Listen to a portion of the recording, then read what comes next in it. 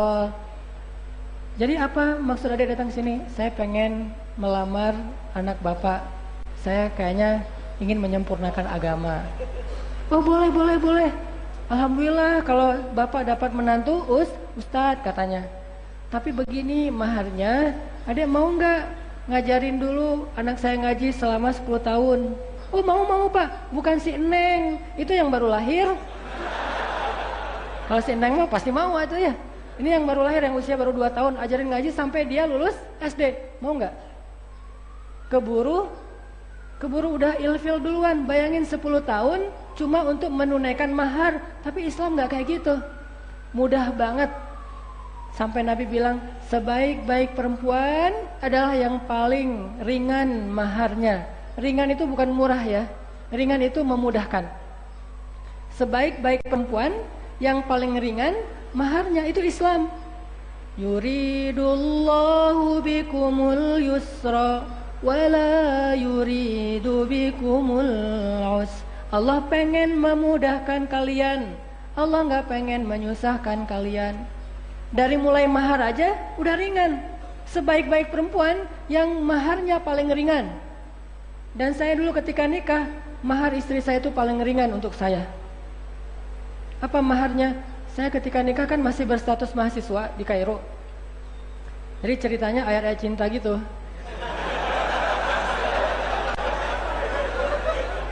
Walaupun saya anak tukang pangkas, tapi alhamdulillah Allah kasih banyak kemudahan. Saya nikahnya tuh di Masjidil Haram loh. Nikahnya di Masjidil Haram. Cuman kita nikahnya itu video call gitu. Nikahnya pakai video call. Saya lagi haji, calon mertua alhamdulillah qadarullah haji juga, istri saya di Mesir. Waktu itu belum jadi istri, calon istri saya di Mesir. Kita video call. Cuman kalau dulu kan video callnya tuh mahal, nggak kayak sekarang. Nelfon, saya terima nikahnya, terus saya udah selesai akad, kita suami istri loh. Oh iya, sih gitu. Nah, pas mau nikah, saya kan berangkat ke Mesir itu modalnya. Mungkin teman-teman ada yang pernah nonton di YouTube lah cerita saya berangkat ke Mesir, lulus pesantren, pengen ke Mesir tapi nggak punya duit, ikut tes beasiswa nggak lulus, soalnya nggak pinter lah ya. Pas ikut tes beasiswa disuruh apa, saya ngomong apa, dia ngomong apa, saya ngomong apa, pokoknya nggak lulus aja. Akhirnya pas lihat daftar yang lulus saya nggak ada di situ. Oh nggak lulus, ya udah deh, saya kuliah di sini aja. Terus tapi saya setiap nonton dulu tuh ada dunia dalam berita ya. Nggak kayak sekarang, dulu ada dunia dalam berita. Terus di akhir dunia dalam berita kan suka ada perkiraan cuaca gitu. Suka ada Kairo. Penasaran, pengen banget ke Kairo. Terus ustadz-ustadz saya juga banyak yang pulang dari Kairo, cerita Kairo tuh keren segala macam. Pengen pokoknya ke Kairo. Walaupun nggak kuliah juga pokoknya ke Kairo. Alhamdulillah sejak kecil beberapa kali saya juara musabakoh. Akhirnya ngumpulin ada 10 juta modal berangkat ke Kairo. Pas daftar ke travel, ternyata biaya ke Kairo itu emang 10 juta tiket return. Soalnya visa saya itu visa turis. Dan gak ada biaya hidup untuk tinggal di Kairo. Akhirnya saya mulai galau. Berangkat nggak ya? Saya nanya ke Ustadz, saya kayaknya nggak jadi ke Kairo deh. Kenapa? Biayanya nggak cukup. Berapa emang? Adanya cuma untuk ongkos tiket doang, nggak ada biaya hidup, nggak kenal siapa-siapa, nggak ada beasiswa. Ustadz saya cuma ngasih satu nasihat yang sampai hari ini saya ingat. Apa kata Ustadz saya? Nan, kamu percaya nggak Allah di Indonesia sama Allah di Mesir itu sama? Ya iya dong Ustadz, masa Allahnya beda? Nah, sekarang Ustadz tanya, yang ngasih kamu makan di Indonesia siapa? Kan nggak mungkin kalau udah gitu saya bilang orang kan ya, atau orang tua. Allah dong Ustadz. Ya udah kalau Allahnya sama, Allah yang ngasih kamu makan di Indonesia, Allah juga yang ngasih kamu makan di Mesir. Ya juga ya. Kamu di Indonesia punya keluarga? Punya orang tua, keluarga semuanya. Cuma satu doang yang belum punya, dia sih. Cuman saya nggak ngomong kayak gitu. Terus kata ustaz saya, ya udah berarti nanti Allah juga yang akan ngasih kamu keluarga di Mesir. Alam yajidka yatiman fa'awa wa wajadaka dhallam fahada wa wajadaka 'ailan fa'aghna. Allah yang kasih, Allah yang memberikan perlindungan, Allah yang ngasih kecukupan, Allah yang ngasih keluarga bernaung. Berangkat aja, Allahnya sama kok. Oh iya ya, benar. Daftarlah saya tuh. Berangkat ke Mesir, gak bawa uang sama sekali. Di kantong saya tuh 0. Sampai di Mesir, alhamdulillah, hari pertama saya daftar di Al-Azhar, dites lagi tuh. Coba kamu dari mana? Indonesia. Oh Indonesia. Kamu bisa ngaji? Soalnya bagi orang Mesir, orang selain Arab kayaknya susah kalau mau ngaji. Dites, bisa ngaji nggak? Dikit-dikit. Coba kamu ngaji. Alhamdulillah saya baca sebaik yang saya bisa. Dia nangis, baper. Jadi yang tesnya tuh baper, langsung nangis. Pak, maaf Pak ya, maaf. Saya nggak ada maksud bikin bapak baper gitu. Terus enggak. Masya Allah, barakallah. Dia senang banget dengan tilawah saya. Akhirnya ya udah, kamu dapat beasiswa. Saya curang di situ. Wah, enak gini dapat beasiswa. Daftar lagi tuh ke lembaga-lembaga pemberi beasiswa di tempat lain. Akhirnya saya dapat beasiswa 3 lembaga sekaligus. Coba bayangin. Teman-teman yang lulus beasiswa di Indonesia cuma dapat 1. Saya yang lulusnya di sana dapatnya 3. Saya akhirnya tinggal di 3 tempat tinggal. 1 di asrama, 1 lagi di dekat Sungai Nil, biar bisa ngelamun di depan sungai, view Nil view gitu ya. Terus 1 lagi tinggal di pedesaan, biar saya dapat suasana Arab pedalaman. Dan di pedesaan itu saya ada pengalaman unik banget. Di dekat rumah saya itu ada kandang keledai. Dan kita tahu kan hadis kata Nabi, kalau kalian mendengar suara anjing atau suara keledai, maka berta'awuzlah karena itu ada setan ya, anjing sama keledai. Kalau di Indonesia nggak populer keledainya karena nggak ada. Jadi populernya anjing. Kalau kalian mendengar suara ayam, berarti itu malaikat. Jadi setiap kali ada keledai di sebelah rumah saya bersuara panjang, saya langsung ta'awuz. Auzubillahi minasyaitonirrajim, auzubillahi minasyaitonirrajim. Jangan-jangan ada setan nih, ada zombie gitu ya. Jangan-jangan tren tubusan gitu kan. Wah, jangan-jangan ada setan. Ternyata si keledainya teh nggak berhenti suaranya, terus aja gitu. Akhirnya saya bosan kan, keganggu sama suara keledai, saya pergi. Pas saya pergi dia berhenti, coba. Aneh kan nih? Wah, saya tanya ini setannya siapa ini kok gitu gini? Saya tahu dia nggak berhenti, saya pergi berhenti dia. Ini artinya saya punya tempat tinggal 3 di Mesir. Alhamdulillah nikmat hidupnya. Tapi namanya mahasiswa kadang-kadang masih jomblo gitu, hidup nggak jelas. Makan sehari 3 kali makan di restoran foya-foya awal bulan. Pas pertengahan bulan ke sana, makannya cuma minum air putih sama korma yang kering, harus direndam dulu baru bisa dimakan. Korma kering tuh direndam 2 jam kemudian baru dimakan. Jadi kalau misalnya sarapannya jam 8, jam 6 habis subuh rendam korma. Jam 8 baru bisa dimakan. Itu makanan kesukaan Nabi loh. Korma keras direndam dengan air, namanya aswadain, 2 yang warna hitam, korma dan air. Nah, saya coba usaha jual bakso. Yang bikin bakso bukan saya sih, teman bikin bakso, saya jual. Dan saya kalau jual bakso itu ngasihnya pakai mood. Kalau saya lagi mood ngasihnya banyak, kalau lagi bete ngasihnya dikit. Jadi nggak ada standar, 1 mangkok misalnya 5 butir, enggak. Yang banyak belanja bakso ke saya itu mahasiswa dari Malaysia, makcik gitu. Makcik, betul gitu ya. Maka makcik belanja, kalau dia senyum-senyum saya kasih banyak. Wah ini bisa nih, siapa tahu dari sini bakso cinta jadinya ya. Masih banyak. Dia akhirnya nge-mention teman-temannya, bakso di sini banyak loh, ngasihnya datang temennya yang cowok-cowok. Kalau yang datangnya cowok saya kasih 2, 3. Kok beda banget gitu. Alhamdulillah lakunya banyak dan menghasilkan. Jual kayak mini cenger keliling gitu, dolar buat adik-adik baru yang baru datang. Pas saya udah jadi senior gitu, lo masih punya dolar kan? Beli gua. Kan senior punya hak veto kan? Beli di gua dolar lo. Oh iya kak. Berapa lo punya? Cuma segini kak, $1.000. Udah ambil aja semuanya daripada lo tukar berkali-kali. Udah.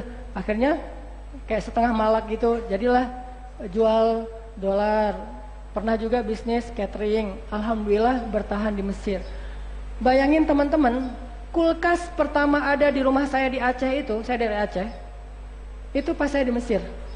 Saking kita memprihatinkan, keluarga miskin lah ya. Kulkas pertama banget ada di rumah saya itu pas saya di Mesir. Saya telepon ibu saya, "Ma, butuh apa? Abang lagi ada duit nih. Oh iya, kata mak, bang, ini lagi bulan Ramadan, di rumah kita kan nggak ada kulkas dari dulu. Kalau mau beli es ke tetangga, bisa nggak beli kulkas? Oh siap mak, kirim duit beli kulkas.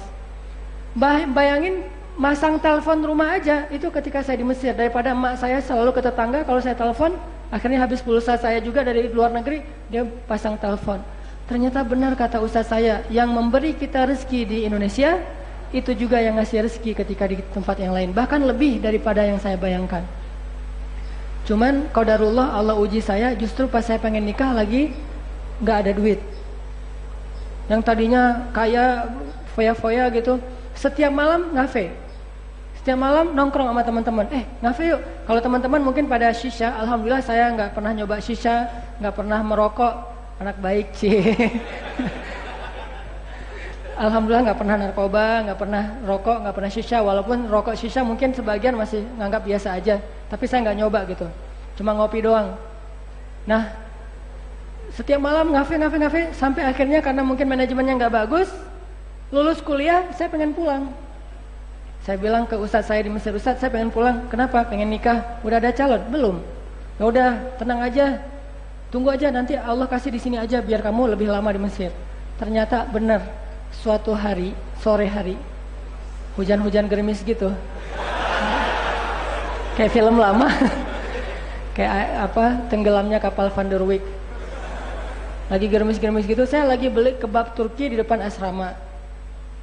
Tiba-tiba ada cewek datang pesan kebab. Mang, bukan mang, orang Mesir mah Sayyid gitu ya.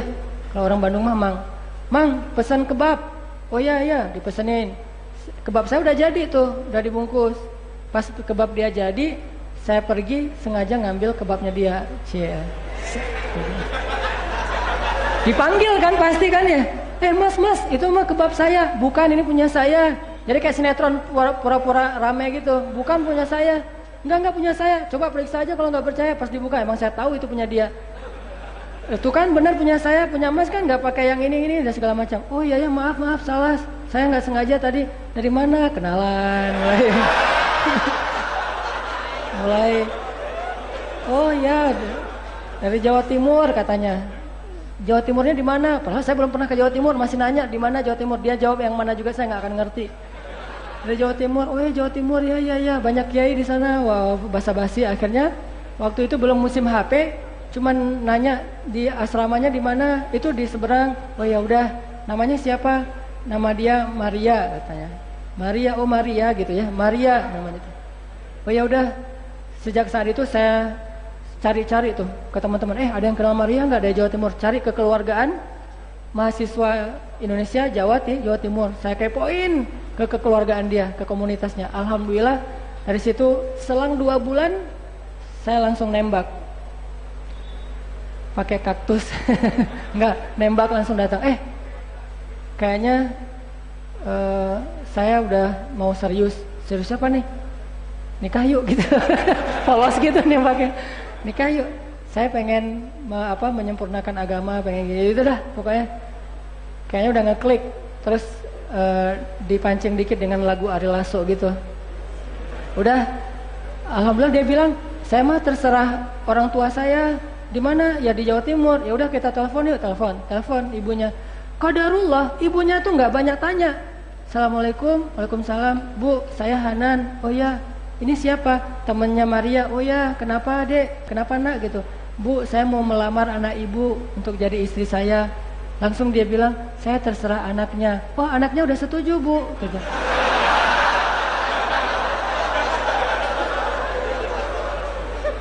Anaknya udah setuju bu. Oh ya udah kalau gitu ya. Jadi bisa ya bu, siap ya bu, boleh ya bu. Terus aja ditodong-todong gitu. Ibunya akhirnya bilang iya, alhamdulillah. Saya lupa pula, saya bilang assalamualaikum, langsung tutup aja teleponnya. Dia juga kaget pastinya. Alhamdulillah beres dari situ saya haji, tapi maharnya saya pinjem. Pas udah deal, baru saya bilang ke dia, tapi saya nggak punya modal. Dia udah kadung jatuh cinta, baru saya bilangnya nggak punya modal. Saya nggak punya modal, boleh pinjam dulu nggak maharnya? Maharnya berapa? Terserah aja kata dia. Ini perempuan yang luar biasa. Maharnya terserah. Ya udah deh. Maharnya saya kasih cincin segala macam seukuran $500. Saya pinjam tapi dari dia $500. Gambling nih, berangkat haji, di haji itu saya kerja sebagai joki Hajar Aswad. Jadi kalau ada yang pengen cium Hajar Aswad, saya bantuin.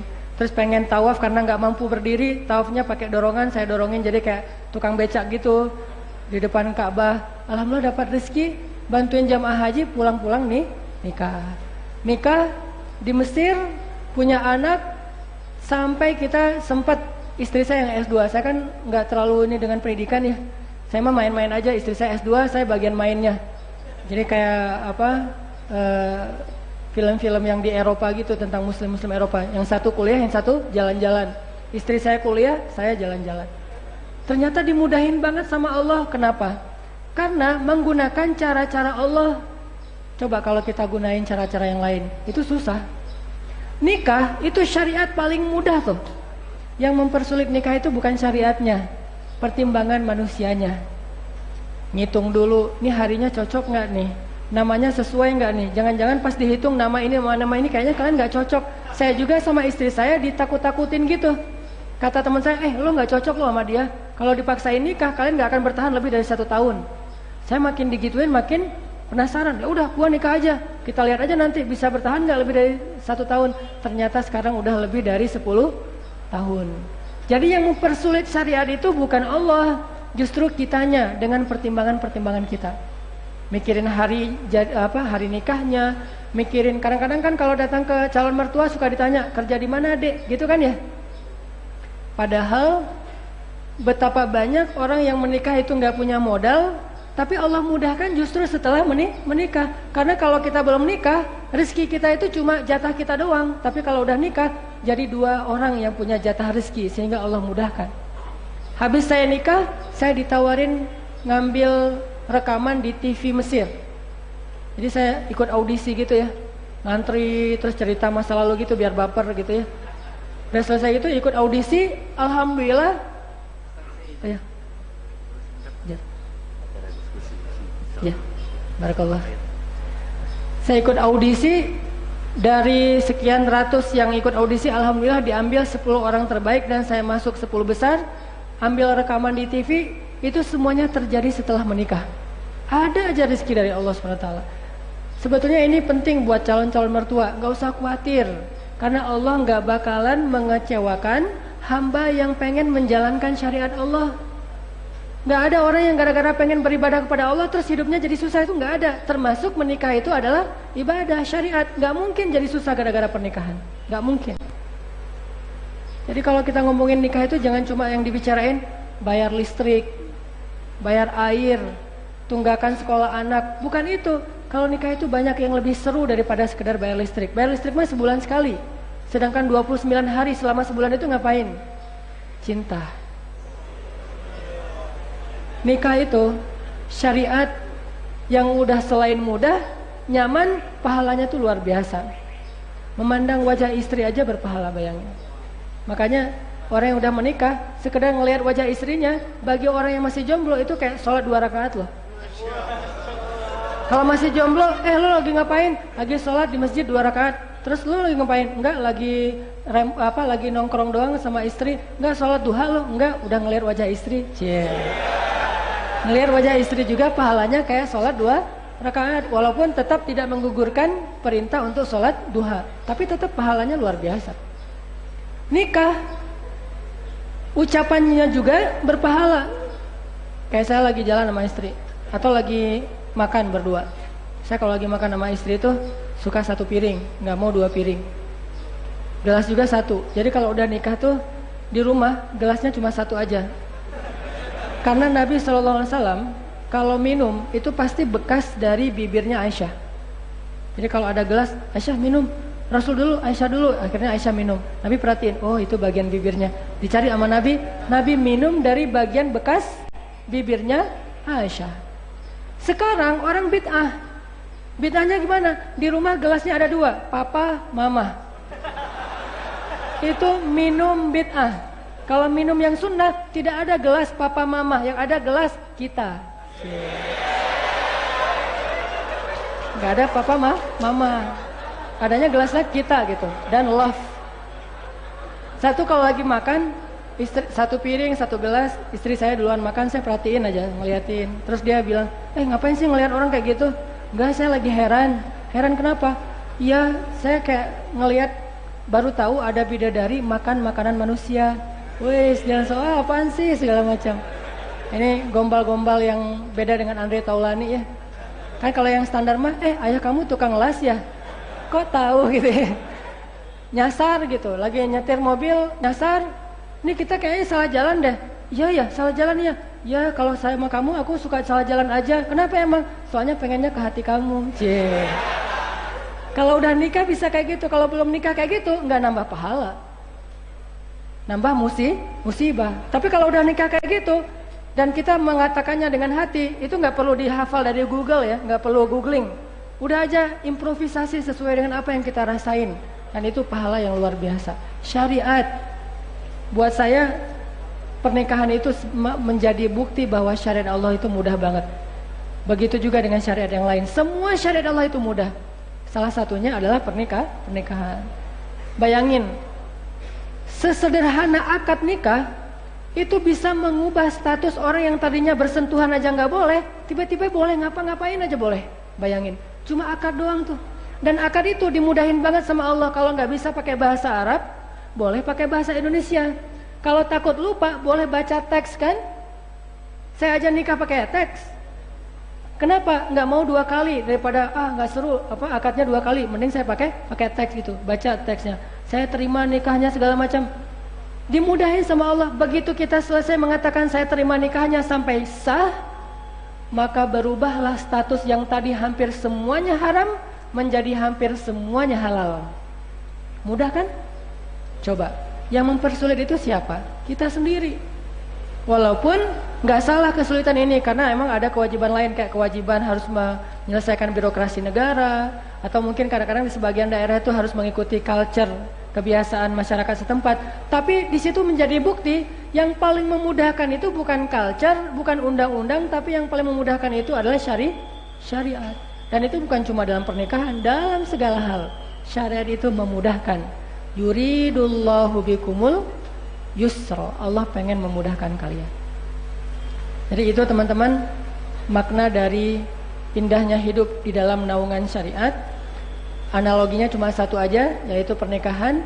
Mudah-mudahan kita semakin jadi booster dan jadi spirit buat kita belajar syariat Islam, belajar lagi agama Allah, belajar lagi fikih. Yakinlah, makin kita tahu agama, kita makin melihat kemudahan. Justru kalau kita menemukan agama ini ribet, itu karena kita belum tahu, karena kita belum kenal. Semakin kita kenal, semakin kita melihat mudah banget agama Allah ini.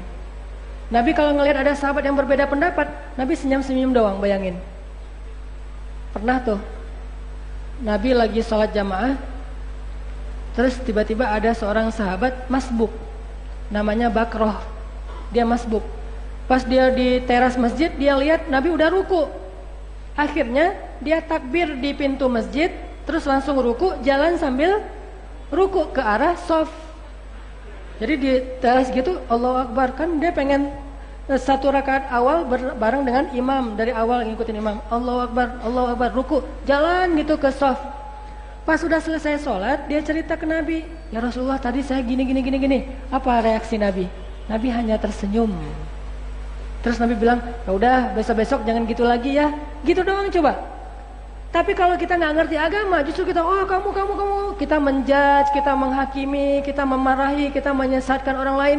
Nabi aja ngelihat orang yang keliru gitu cuma senyum, terus bilang, ya udah besok-besok jangan diulang. Gara-gara kata-kata inilah ulama berbeda pendapat. Ada yang bilang dia sah, cuman makruh. Ada yang bilang itu nggak sah, tapi dia lupa, makanya dimaafin. Jadi yang berbeda pendapat itu ulama. Nabi mah easy going aja, udah besok jangan diulang, beres. Semudah itulah agama yang diajarkan Rasulullah SAW. Mudah-mudahan kita semakin semangat hijrah, belajar Islam. Makin kita kenal Islam, makin kita ngerasa nyaman. Kalau kita nggak ngerasa nyaman dengan Islam dan syariat, berarti kita belum terlalu kenal dengan Islam dan syariat ini. Ini aja yang bisa saya sampaikan.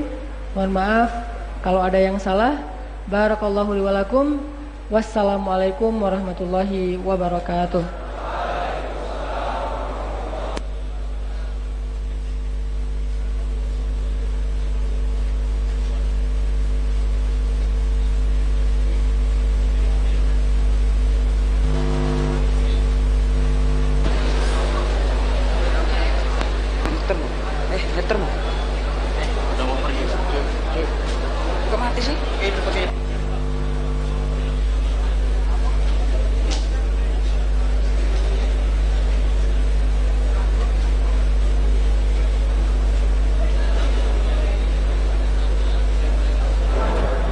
Cek,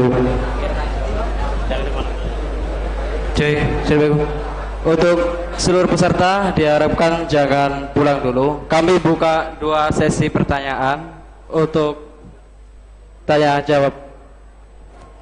Mungkin siapa yang akan bertanya untuk ustaznya? Ya, silahkan maju.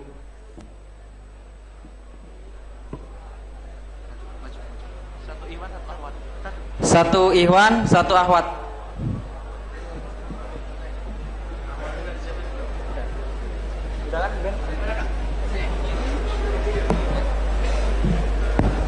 Bismillahirrahmanirrahim. Assalamualaikum warahmatullahi wabarakatuh. Sebelumnya perkenalkan, nama saya Muhammad Febriansyah Pratama. Sekarang saya udah duduk di semester 2. Pertanyaan besar saya, sekarang ada kemudahan dalam menuju ke Al-Azhar tentunya. Saat ini ada jalur tes dari Timur Tengah sendiri yang tujuannya ke Sudan, Kairo dan Al-Azhar tentunya. Pertanyaannya mengenai bagaimana cara mengartikan dalam interview itu kan ada pengertian dan pembacaan gundul itu, dan saya bisa memahaminya dalam teks gundul tersebut, tapi mengartikan kata per katanya itu yang menurut saya rada sulit. Mungkin cukup sekian pertanyaannya. Syukron. Assalamualaikum warahmatullahi wabarakatuh.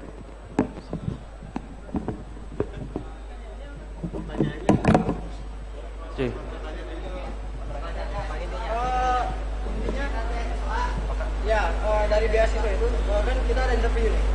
Dari interview itu kan dia ada bahasa Arab nih, dalam bahasa Arab. Dia jadi ada kita suruh baca teksnya itu bahasa Arab.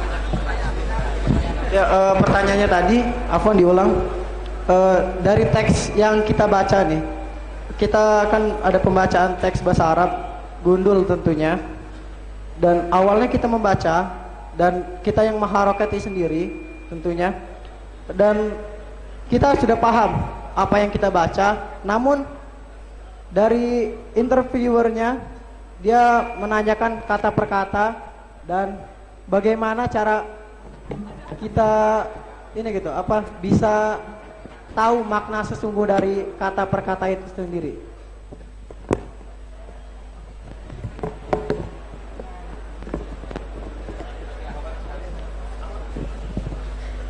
Kayaknya nih harus punya aplikasi translate bahasa Arab tuh. Intinya sih banyak-banyak aja hafal vocab ya. Sebetulnya belajar bahasa Arab itu sederhana. Satu kata bahasa Arab itu bisa berubah menjadi bahkan lebih dari 50 kata. Karena bahasa Arab itu bahasa yang paling kaya kan. Jadi satu katanya itu bisa berubah-ubah dalam bentuk yang berbeda-beda dengan dasar kata yang sama sampai lebih dari 50 kata. Jadi kalau kita hafal satu vocab bahasa Arab, itu kayak kita ngafal 50 vocab. Kalau kita tahu perubahan-perubahan bentuknya. Jadi banyak hafal vocabnya aja. Kayak orang belajar bahasa mah pasti hafalan, vocab dan praktek. Sesederhana itu sih. Ya. Yang Ahwat silakan.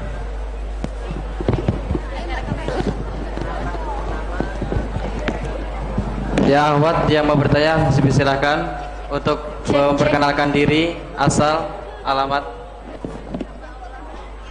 Assalamualaikum warahmatullahi wabarakatuh.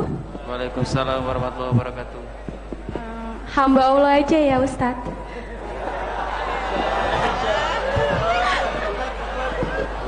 Gak usah nama, akunnya aja.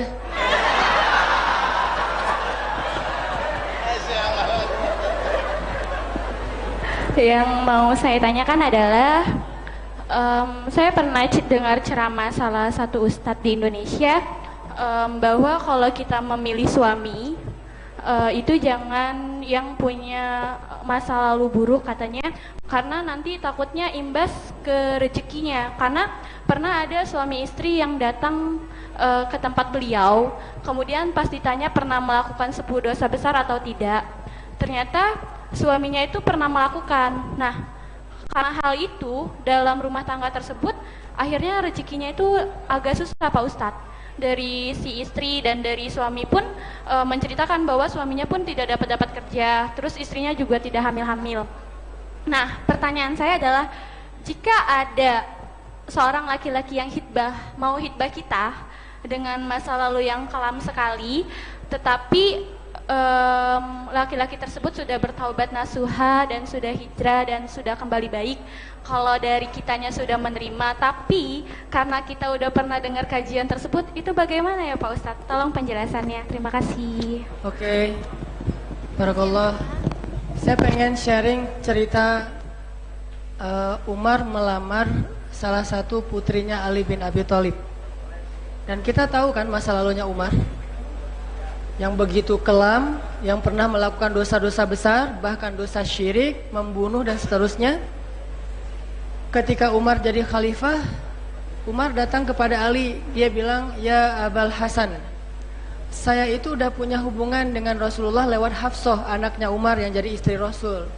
Nah, saya pengen menyempurnakan kekeluargaan saya dengan cara membangun hubungan kepada kamu ya Abul Hasan Ali. Maksud kamu ya Umar, saya pengen melamar putrimu ya Abul Hasan."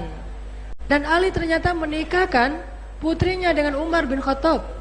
Seandainya kaidah itu berlaku dalam segala urusan, pasti Ali lebih selektif daripada kita. Karena Ali itu tahu kan, orang yang nggak pernah melihat auratnya sendiri aja nggak pernah melihat. Itu Ali ya, auratnya aja nggak pernah ngelihat. Kalau kita aurat orang aja ngelihat, apalagi punya sendiri. Kalau Ali yang sendiri aja nggak pernah ngelihat, jadi dia nggak ngerti yang gitu-gitu mah. Bayangin dalam satu peperangan Ali duel, Ali itu kan gladiatornya Rasulullah ya, jadi petarung yang luar biasa lah. MMA lah ya, mixed martial art gitu. Ali itu pas tarung sama salah satu orang kafir, terus menebas pedangnya ke pahanya orang kafir sehingga celananya sobek, kelihatan aurat pahanya. Akhirnya Ali menutup matanya, nggak jadi membunuh orang itu gara-gara nggak mau ngelihat sesuatu yang tidak baik. Bayangin, orang seselektif, seterjaga Ali ini mau menikahkan putrinya yang sangat terjaga juga, putri yang luar biasa, soleha, dengan orang yang punya masa lalu seperti Umar. Jadi Allah tidak melihat masa lalu kita jika kita sudah menutupnya dengan taubat. Masa lalu itu baru mempengaruhi masa depan kita kalau kita belum bertaubat. Akan mempengaruhi rezeki, mempengaruhi keberkahan hidup, mempengaruhi ilmu, ya kalau belum bertobat. Tapi kalau sudah bertobat, maka Allah saja sudah menghapus. Siapa kita untuk tidak melupakannya? Allah aja sudah melupakan. Allah saja sudah memuliakan hambanya yang bertobat. Hari dia beristighfar, hari itu dia jadi kekasih Allah. Kalau dia jadi kekasih Allah, kenapa kita nggak mau menjadi kekasihnya? Allah aja mengangkat hambanya yang bertobat sebagai kekasihnya, kenapa kita tidak mengambilnya sebagai kekasih kita? Walaupun kalau ada dua pilihan, kita memilih yang paling bersih masa lalu, bukan berarti kita menjudge orang ini kotor, tidak. Hanya untuk mungkin lebih nyaman aja buat kita, itu subjektif ya. Tapi kalau dari sisi agama, Allah menyamaratakan antara hambanya yang punya masa lalu gimana pun, asalkan masa sekarangnya dia sama-sama beribadah dan taat kepada Allah. Jadi cerita Umar sama Ali itu jadi contoh lah, bahwa Ali nggak ngelihat masa lalu Umar. Kalau ngelihat itu pasti nggak ada yang mau jadi istrinya Umar. Itu teh.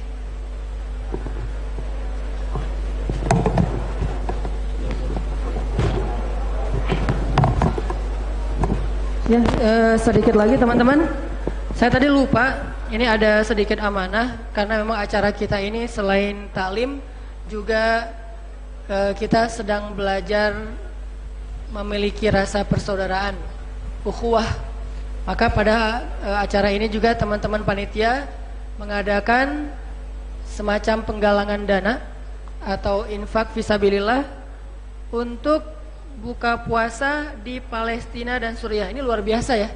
Kalau kita biasanya buka puasanya di Indonesia, di Lampung, ini buka puasanya tuh di Palestina dan di Suriah. Jadi kata Nabi kan, siapa yang memberi makanan berbuka, maka dia seperti berpuasa. Jadi kalau kita ngasih makanan berbuka untuk orang di Palestina dan di Suriah, seolah-olah kita berpuasanya di Palestina dan Suriah, dan itu punya keistimewaan tersendiri. Maka hari ini nanti insya Allah panitia juga pengen ngegalangin dana buat saudara-saudara kita yang sedang dizolimi di Suriah, terutama yang parah banget tuh. Anak-anak kecil, yatim piatu tinggal di kamp pengungsian, mereka usia masih 7 tahun udah pada puasa. Dan mereka itu orang-orang solih. Apa kata Nabi?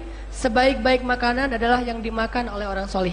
Jadi harta kita itu berkah kalau harta kita itu dimakan oleh orang solih. Insya Allah Palestina Suriah itu orang-orang yang solih. Kata Nabi, kalau nanti terjadi fitnah di akhir zaman, iman itu ada di Syam. Syam itu Palestina dan Suriah. Jadi ayo kita bareng-bareng bertabarruk, berinfak semampu kita. Yang penting ada walaupun sedikit, daripada kita merasa bahwa ini mah nggak ada artinya. 1.000 rupiah itu juga sesuatu yang berharga untuk mereka. Jadi seberapa yang kita mampu, mudah-mudahan itu bisa jadi investasi kita nanti di akhirat insya Allah. Jadi nanti di akhir acara akan ada penggalangan dana ya. Baik, bismillahirrahmanirrahim. Assalamualaikum warahmatullahi wabarakatuh. Ya sahabat yang baik, alhamdulillah kita mendengar ilmu dari guru kita, alhamdulillah bisa hadir di sini.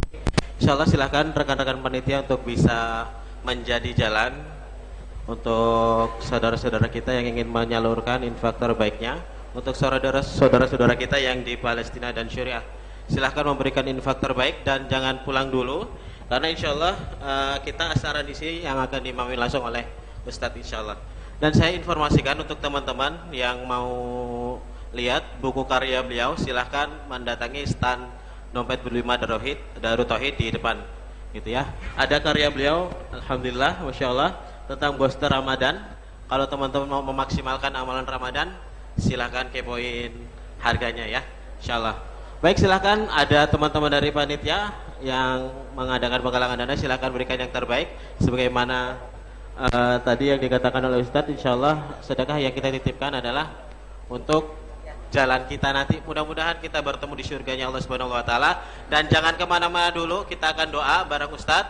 Insyaallah yang pengen cepat lulus kita doakan, yang pengen cepat nikah kita doakan, yang masih pengangguran kita doakan biar cepat-cepat dapat pekerjaan. Insyaallah kita akan bareng-bareng doa sama Ustadz. Buat yang ahwat silakan difasilitasi, untuk panitia yang masih di luar silakan difasilitasi agar jadi jalan kebaikan untuk teman-teman semua. Insyaallah program Ramadan Peduli Palestina dan Suriah akan terus kita lakukan. Kita selalu fokus untuk membantu peradaban yang dimana mudah-mudahan bisa meringankan beban saudara-saudara kita yang ada di Palestina dan Suriah. Kita iringi ya yang sudah menitipkan infak terbaiknya dengan Al-Fatihah.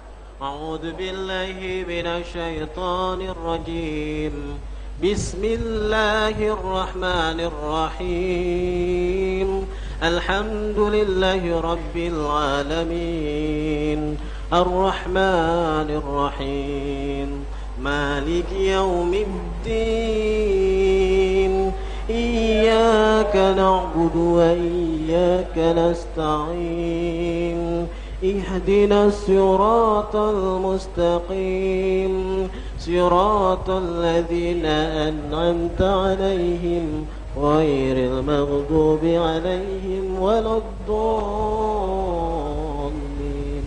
Jazakallahu khairan katsir kepada teman-teman yang sudah menitipkan sebagian dari rezekinya. Jika yang belum sempat silakan nanti datang ke stand Dompet Berlima Darut Tauhid. Insyaallah kita akan lanjutkan dengan MC. Kepada MC disilakan.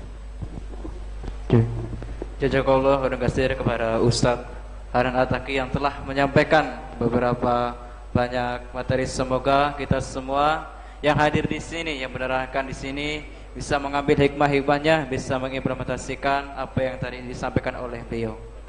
Untuk acara selanjutnya yaitu pengasihan cindera mata dari kampus IBI Dharma Jaya kepada Ustadz Hanan Ataki yang akan dikasihkan oleh Bapak Wakil Rektor 3 kepada Bapak Muflihat Thayyib SSMM, dipersilakan.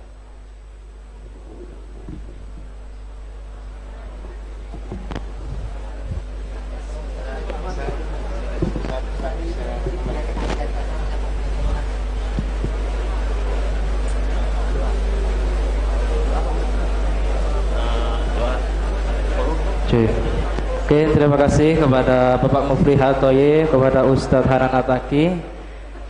Kita beralih ke acara selanjutnya yaitu acara doa doa yang kali ini yang akan dipimpin oleh Ustadz Teguh Haran Ataki. Kepada beliau dipersilahkan.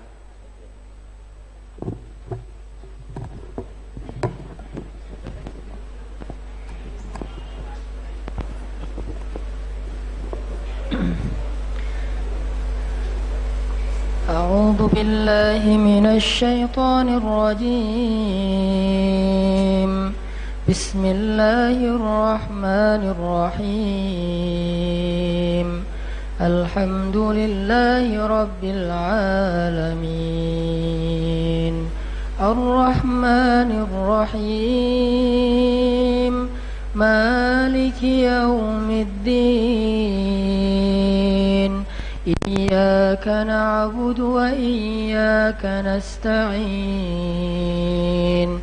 اهدنا الصراط المستقيم صراط الذين أنعمت عليهم غير المغضوب عليهم ولا الضالين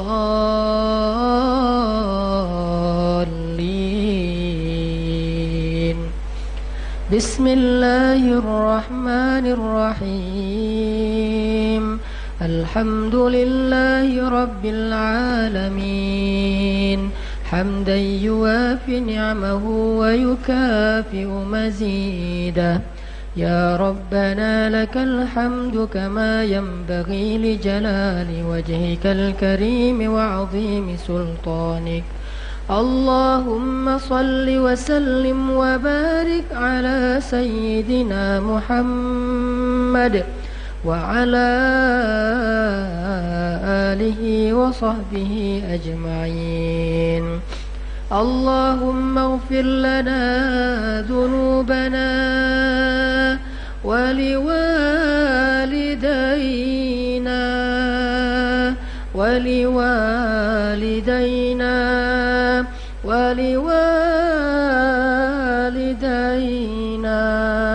وارحمهما كما ربياني صغيرا اللهم إنا نسألك رضاك والجنة ونعوذ بك من سخطك والنار اللهم أعنا على ذكرك وشكرك وحسن عبادتك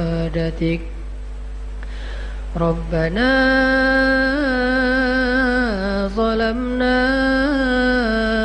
أنفسنا ظلمنا أنفسنا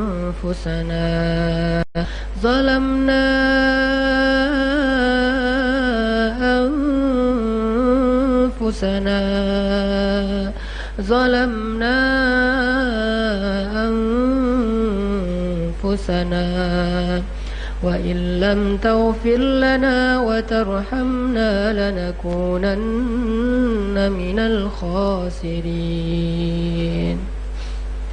Ya Allah, duhai Tuhan pencipta langit dan bumi,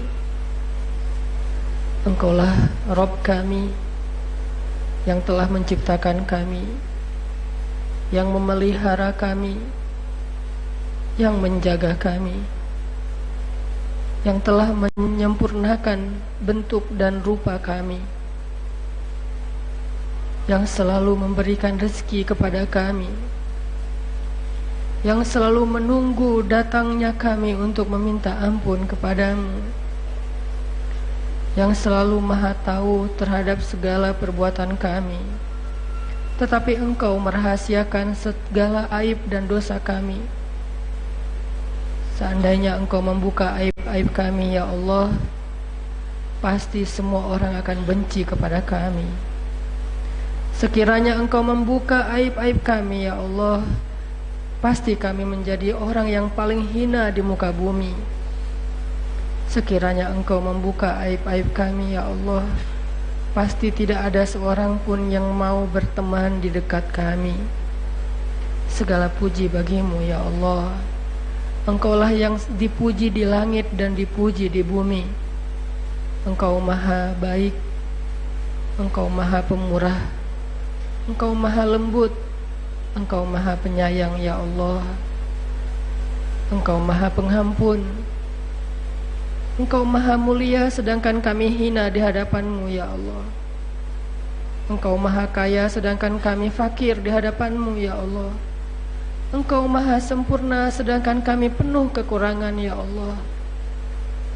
Engkau maha bijaksana sedangkan kami bodoh ya Allah. Engkau maha suci sedangkan kami kotor ya Allah.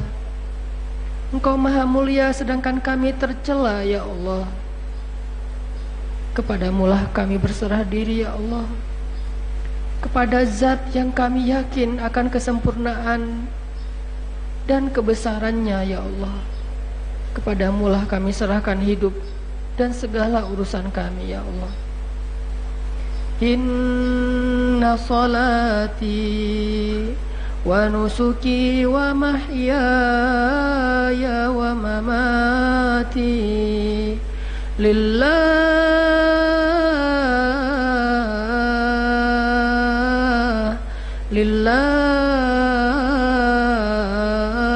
rabbil alamin. Kami serahkan hidup kami dan mati kami hanya kepada Engkau ya Allah. Hanya kepadamu kami menyembah dan hanya kepadamu kami memohon pertolongan ya Allah. Tolonglah segala kesulitan kami. Bantulah kami dalam setiap masalah-masalah kami. Ampunkan dosa-dosa kami ya Allah. Kami tahu masalah hidup kami itu datangnya karena dosa-dosa ya Allah. Dan hanya dengan ampunan dosa darimu masalah-masalah kami menjadi mudah ya Allah. Ampunkan dosa-dosa kami ya Allah. Ampunkan juga dosa kedua orang tua kami ya Allah. Ampunkan dosa ibu kami ya Allah.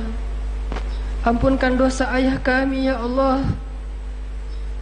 Balaslah setiap kebaikan dan pengorbanan mereka dengan balasan yang lebih baik di sisi-Mu ya Allah. Karena kami sadar kami tidak mampu membayar dan membalas kebaikan mereka sama sekali ya Allah. Justru sebaliknya, setelah kami tumbuh menjadi orang dewasa, setelah orang tua kami menjadi renta, menjadi lemah, setelah orang tua kami berjuang dan berkorban untuk kami, justru kami sering mengecewakan mereka ya Allah. Kami merasa sombong dan angkuh di hadapan mereka ya Allah. Kami sok tahu di hadapan mereka ya Allah. Kami mengabaikan panggilan mereka ya Allah. Kami sering tidak mengangkat telepon dari orang tua kami karena alasan sibuk ya Allah. Kami tidak membalas SMS orang tua kami karena alasan banyak tugas ya Allah. Kami tidak datang bersilaturahim kepada orang tua kami di hari libur, tetapi kami punya waktu untuk jalan-jalan ya Allah. Maafkan kami ya Allah. Ampunkan dosa orang tua kami ya Allah. Tidak mampu kami membalas kebaikan-kebaikan kedua orang tua kami ya Allah. Mungkin doa-doa kami ini menjadi kebaikan yang jauh lebih berarti bagi mereka di sisi-Mu ya Allah. Mungkin doa ini bisa sedikit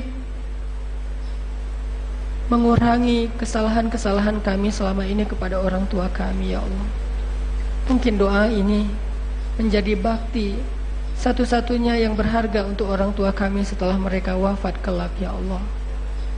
Terimalah orang tua kami. Golongkanlah orang tua kami di antara hamba-hamba yang Engkau ridhoi. Berikan mereka husnul khotimah. Berikan mereka surga-surga, taman-taman surga di dalam kuburnya. Dan masukkanlah mereka ke dalam naungan-Mu ya Allah. Rabbana atina fid dunya hasanah wa fil akhirati hasanah wa qina adzabannar. Subhanakallahumma wa bihamdika asyhadu an la ilaha illa anta astaghfiruka wa atubu ilaik.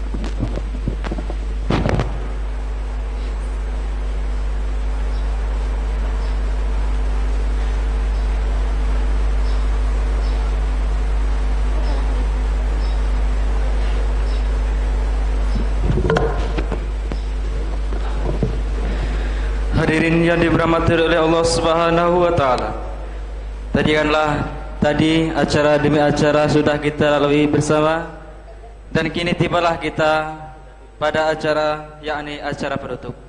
Marilah acara ini kita tutup dengan melafazkan lafaz hamdalah. Alhamdulillahirabbil alamin.